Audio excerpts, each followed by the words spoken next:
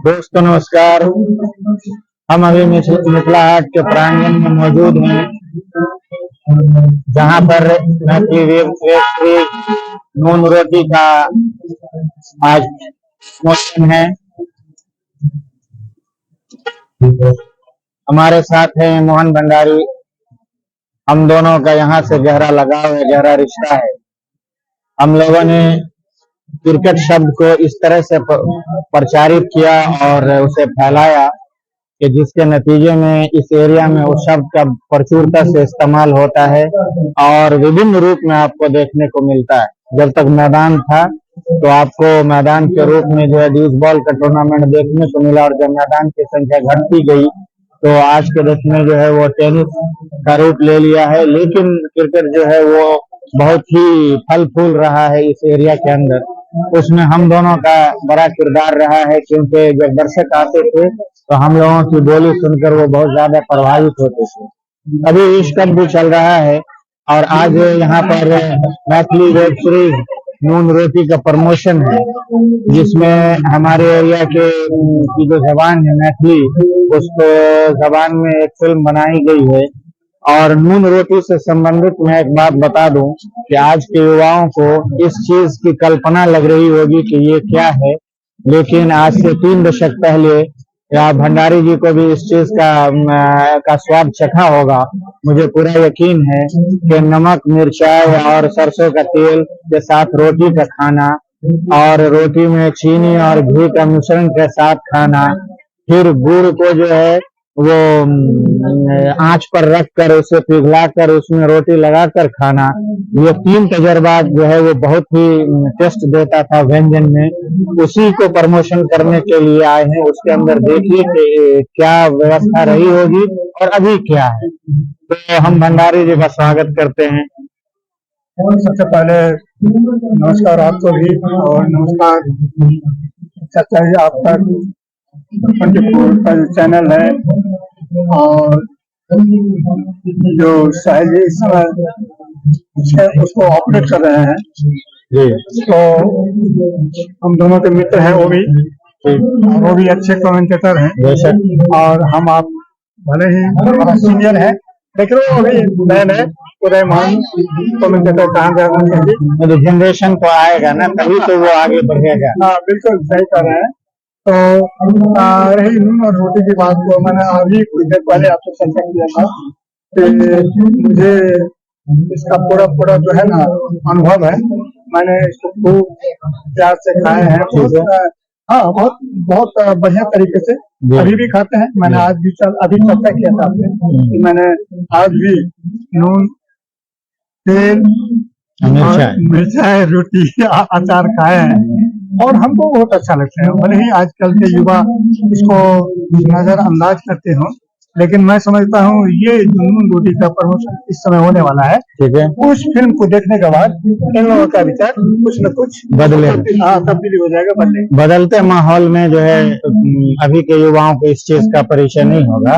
तो ठीक इसी तरह क्रिकेट में भी जो है वो बहुत चीज का बदलाव देखने को मिला है। आप उसको कैसे देखते हैं?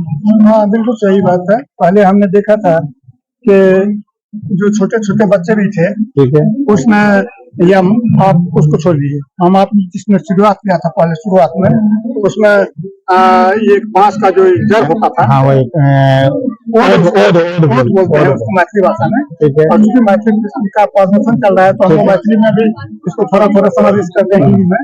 तो उस बॉल बनाया जाता था, गेंद बनाया जाता था, और लकड़ी का बैट बना करके दे दिया था, उससे खेलना होता था।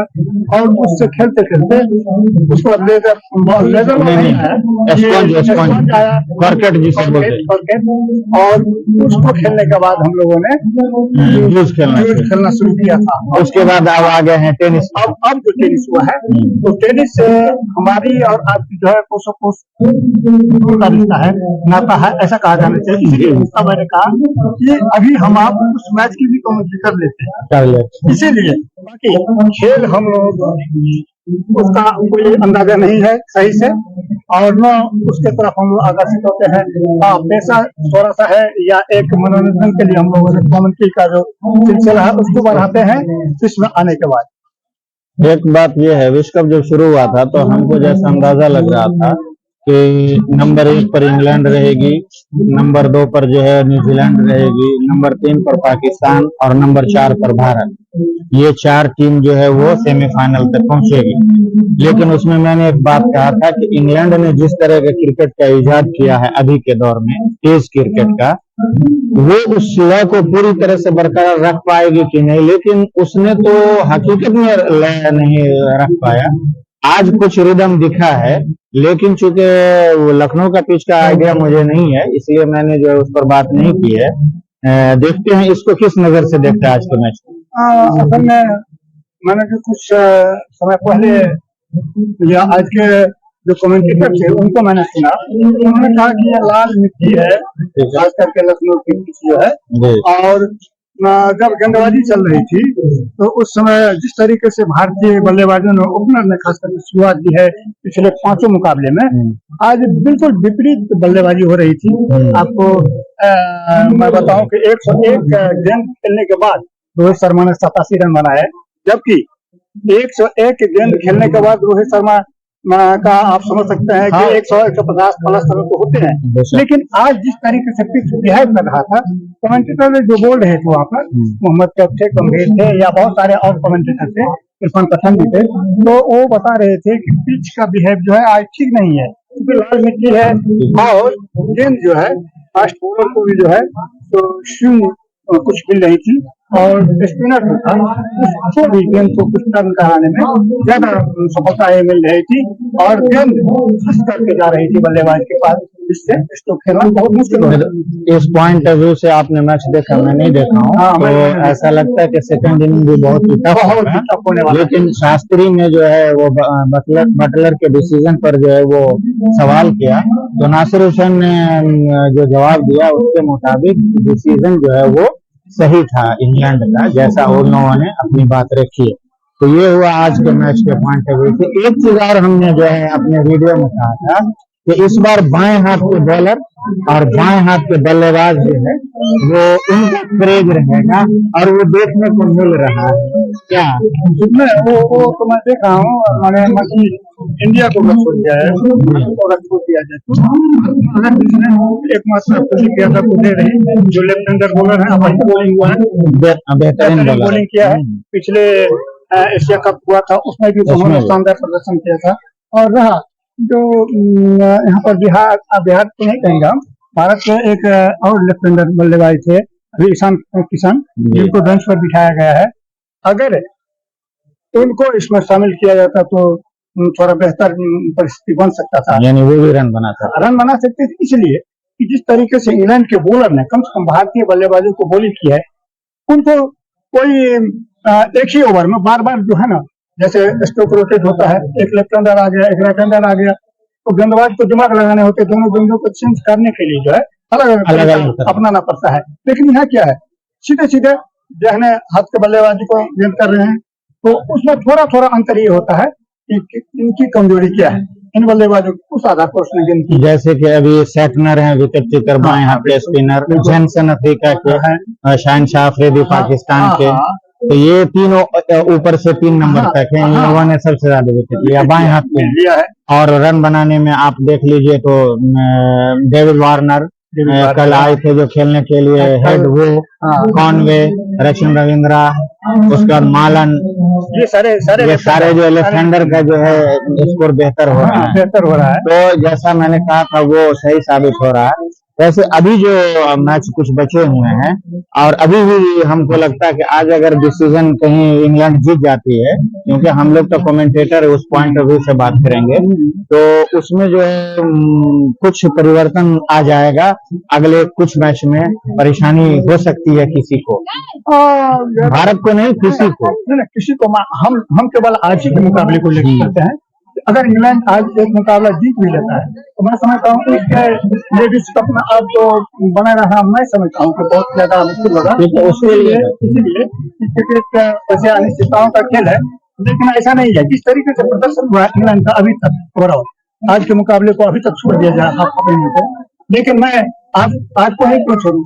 जिस तरीके से आपने पहले इनिंग्स में देखा है, मुझे तो लगता है कि भारत के पास जो बॉलिंग अटैक है उसके सामने उनको भी परेशानी होती है। चाहे बेशक हार बुमराह है। हाँ हाँ, हार और जीत अलग है, लेकिन बहुत आसानी से इंग्लैंड मुकाबले को नहीं निकाल पाएगा। अगर एक सवाल और है, क्योंकि प्रोग्राम जो भी हो रहा है वो अलग बात है, लेकिन सवाल एक और है कि एलबीडब्ल्यू का जो अपने लोगों का जो समय था, उसमें जो 120 डिग्री के कोण पर गेंद आती थी तो स्टंप में लगने पैड में लगती थी तो एलबीडब्ल्यू नहीं दिया जाता है। लेकिन डीआरएस नियम जब से शुरू हुआ है उसमें जो एलबीडब्ल्यू का जो अभी चल रहा पिछले मैचों पाकिस्तान वाले में जो बात हुई है तो उसमें हारिस रऊफ की गेंद पर शमशी को आउट होना चाहिए था या नहीं होना चाहिए था, आपकी निगाह में? एकदम आउट होना चाहिए, एकदम आउट होना एकदम आउट होना चाहिए। ये तो आउट वाली बात नहीं है। हम तो इस बात की चर्चा करते हैं जिस मैच में विराट कोहली ने शतक किया है, आपने देखा होगा एक गेंद विराट कोहली से बिल्कुल गया है, अंपायर मुस्कुरा रहे हैं, सारे लोग कमेंटेटर बोले ये वाइड होना चाहिए, लेकिन पता नहीं ये कौन से रूल के तहत जो है उसने उसको वाइड घोषित नहीं किया। एक सवाल और भंडारी जी, अभी आप मैच देख रहे थे, 2 गेंदें डाली, कुलदीप यादव से टच नहीं हुआ, वो 3 क्वार्टर डिलीवरी जो भी डाला है इस विश्व कप के अंदर थोड़ा सा स्लो, उसे विकेट मिली है, इसके बारे में आप क्या कहेंगे? नहीं, इसमें तो मानना ही पड़ेगा। और खास करके बॉक्स आज जिस तरीके से जिस लाइन में गेंदबाजी कर रहे हैं, तो शुरुआत से मैंने देखा तो आज बिल्कुल भी नहीं लग रहा था कि वो थोड़ा सा कमजोर गेंदबाजी कर, बड़ी बड़ी टाइट बहुत दिशा पर गेंदबाजी उसने। ये तो कुलदीप यादव थे, 11-10 नंबर के बल्लेबाज हैं, रोहित शर्मा को, उनके ऊपर विराट कोहली को, उनके ऊपर अय्यर को, राहुल को, सारे बल्लेबाजों को इसने परेशान किया है और नतीजा आपके सामने है कि उनके गेंदों पर आप बहुत ज्यादा रन नहीं बना पाए और उस क्रूशियल टाइम उस तरीके से विकेट लिया जो आपको शुरुआत से ही दबा करके खेला है। भले ही स्कोर 229 बना है, लेकिन मैं समझता हूँ बॉक्स ने बहुत शानदार बॉलिंग किया है। बहुत शुक्रिया मोहन भंडारी जी आपका। भंडारी जी ने हमारे साथ उसी तरह से शेयर किया जिस तरह से हम लोग मैदान में कमेंट्री करने आते थे, और इसी तरह से लय में हम दोनों ने कमेंट्री किया, और जिसको सीखकर इस एरिया में बहुत सारे लोग आगे बढ़े हैं और उन्होंने जो क्रिकेट को बहुत बारीक से समझा और नजदीक से समझा है, तो क्रिकेट के हर एक पॉइंट पर अभी हम दोनों के बीच बात हुई। हमें उम्मीद है कि आप साहिल के चैनल को सब्सक्राइब करेंगे और बेल दबा देंगे ताकि उनका भी फायदा होगा और आप लोगों के बीच वो कमेंट्री करते रहेंगे हमेशा, क्योंकि वो जाते हैं और हम बिजी हो गए, भंडारी जी भी जाते हैं, आप दोनों से रूबरू होते रहेंगे। तब तक के लिए बहुत शुक्रिया। बहुत बहुत शुक्रिया।